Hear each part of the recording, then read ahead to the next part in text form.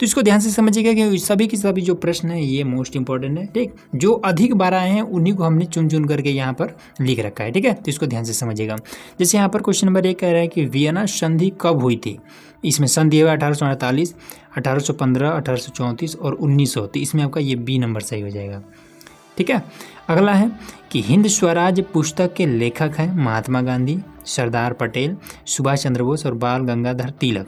तो इसमें आपका ए नंबर सही हो जाएगा, महात्मा गांधी, ठीक। उसके बाद से आपका आ जाता है कि रिंडर पोस्ट, ठीक है। रिंडर पोस्ट का संबंध है पेड़ पौधों की बीमारी से और मवेशियों की बीमारी से, महामारी से, या फिर इनमें से कोई नहीं। तो बी नंबर इसका सही हो जाएगा, ठीक, मवेशियों की बीमारी से। उसके बाद से गुमास्ता, ठीक है। गुमास्ता क्या है? तो ए है बुनकर है, कपड़ा व्यवसायी है, वेतन भोगी कर्मचारी है, या फिर ऊन बेचने वाले हैं, ठीक है। तो इसका सी नंबर सही हो जाएगा, वेतन भोगी कर्मचारी है। अगला है आपका कि गुलामगिरी पुस्तक के लेखक कौन है? सरदार पटेल, महात्मा गांधी, सावित्रीबाई फुले या फिर ज्योतिबा फुले। तो ये आपका डी नंबर सही हो जाएगा, ठीक।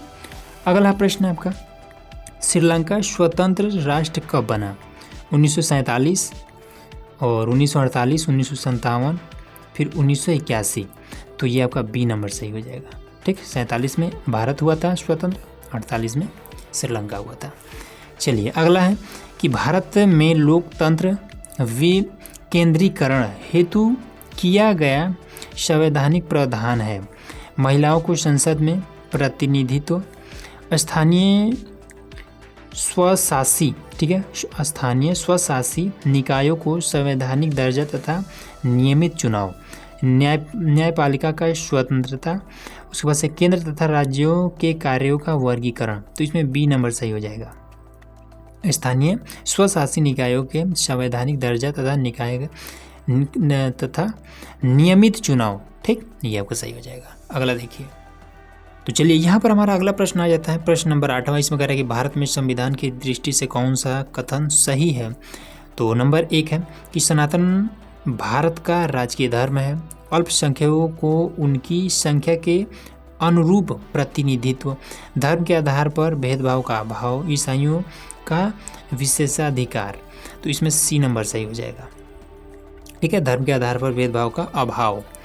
चलिए अगला है आपका कि निम्नलिखित में से कौन सा सबसे बड़ा लोकतांत्रिक देश है? तो पहला आपका भारत, दूसरा है ब्रिटेन, तीसरा अमेरिका, चौथा श्रीलंका। तो ये आपका ए नंबर सही हो जाएगा, ठीक है, अपना भारत ही है। अगला है कि एक दलीय व्यवस्था दर्शाती है लोकतांत्रिक व्यवस्था को, अधिनायकवादी व्यवस्था को, और उसके बाद से कुलीन तंत्र को, फिर राजतंत्र को। तो इसमें आपका ये बी नंबर सही हो जाएगा, ठीक है, अधिनायकवादी व्यवस्था को। अगला है कि श्वेत क्रांति संबंधित है, ये तो बहुत आसान है, दुग्ध उत्पादन से गेहूं उत्पादन, जो वस्त्र उत्पादन, मोटा अनाज उत्पादन, तो ये आपका श्वेत क्रांति दुग्ध उत्पादन से। अगला आपका आ जाता है कि सोपान कृषि की जाती है उबड़ भूमि पर, ढाल वाली भूमि पर, मैदानी भूमि पर, मरुस्थलीय भूमि पर। तो बी नंबर सही है, ठीक है। अगला है कि हौज खास जलीय निकाय स्थित है ओडिशा में, राजस्थान में, कर्नाटक में, दिल्ली में। तो ये तो बहुत आसान था, दिल्ली में है। अब देखिए इसमें सबसे कह रहा है कि सबसे लंबी राष्ट्रीय जल मार्ग, तो इसमें हल्दिया से इलाहाबाद, फिर सदिया से धुबरी, फिर केरल से पश्चिम तटीय नगर, या फिर काकीनाडा से पांडुचेरी। तो ये आपका ये सदिया से धुबरी, हाँ ये बी नंबर सही हो जाएगा, ठीक। और भी है देखिए, तो चलिए यहाँ पर हमारा 15 नंबर प्रश्न है। इसमें कह रहा है कि भारत की इलेक्ट्रॉनिक राजधानी स्थित है हैदराबाद, दिल्ली, बेंगलुरु, पुणे। तो ये आपका बेंगलुरु। अगला है कि पृथ्वी सम्मेलन का आयोजन कब हुआ था? 1991 में, 1992 में, 1993 या फिर 1989। तो ये आपका बी नंबर सही हो जाएगा। अगला है कि राष्ट्रीय उपभोक्ता दिवस कब मनाते हैं? 24 दिसंबर को, 5 जून को, 10 दिसंबर को, 24 अक्टूबर को। तो ये आपका ए नंबर सही हो जाएगा। चलिए अगला है आपका प्रश्न है कि वर्ष 2017 से 18 तक द्वितीय क्षेत्रक में कितने प्रतिशत श्रम को रोजगार प्राप्त है? तो ये आपका 49%। और है अगला कि वर्ष 2019 में भारत में जन्म के समय संभावित आयु कितनी थी?